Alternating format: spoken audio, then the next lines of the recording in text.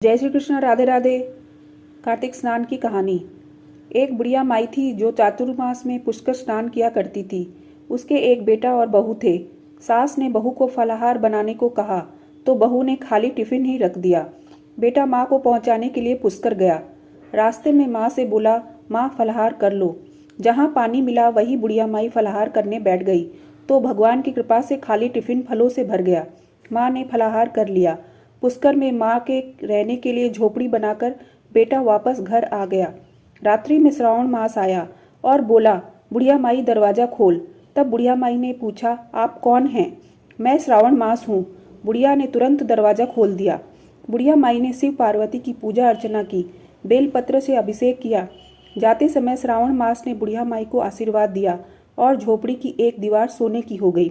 भाद्रपद आया, उसने भी दरवाजा खोलने को कहा। बुढ़िया माई ने दरवाजा खोला, सत्तू बनाकर कजरी तीज बनाई। भाद्रपद मास ने बुढ़िया माई को आशीर्वाद दिया और झोपड़ी की दूसरी दीवार भी सोने की हो गई। फिर आश्विन मास आया और उसने भी दरवाजा खोलने को कहा। बुढ़िया माई ने दरवाजा खोला, पितरों का तर्पण कर ब्राह्मण भोज कराकर श्राद्ध किया। नवरात्रि में माँ दुर्गा को अखंड ज्योति जलाकर प्रसन्न किया। सत्य की विजय दिवस के रूप में बुराई का अंत की खुशी में दशहरा मनाया। आश्विन मास ने जाते समय प्रसन्न होकर तीसरी दीवार भी बहुमूल्य रत्नों से जड़ित कर दी और बुढ़िया माई को सदैव प्रसन्न रहने का आशीर्वाद दिया।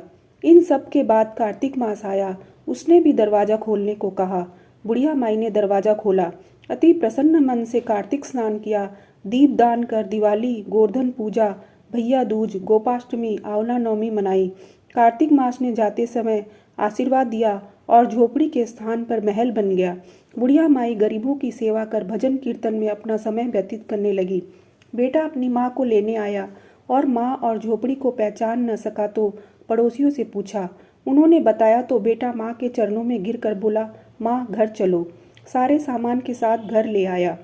सासू माँ के ठाठ देखकर बहू के मन में लालच आ गया और उसने अपनी माँ को भी पुष्कर छोड़कर आने को कहा तो उसका पति अपनी सास को भी पुष्कर छोड़ आया। परंतु बहू की माँ की धर्म कर्म में बिल्कुल भी रुचि नहीं थी। वह 4 समय भोजन करती और दिन भर सोती। चारों मास आए और चले गए। जाते समय झोपड़ी गिर गई और बहू की माँ गधी की योनि में चली गई, क्योंकि औरत लक्ष्मी का रूप होती है और उसे भगवान की पूजा और अतिथि का सम्मान और दान पुण्य करना चाहिए। बहू ने कहा, अब माँ को ले आओ। जब जवाई सास को लेने गया तो कहीं न मिली।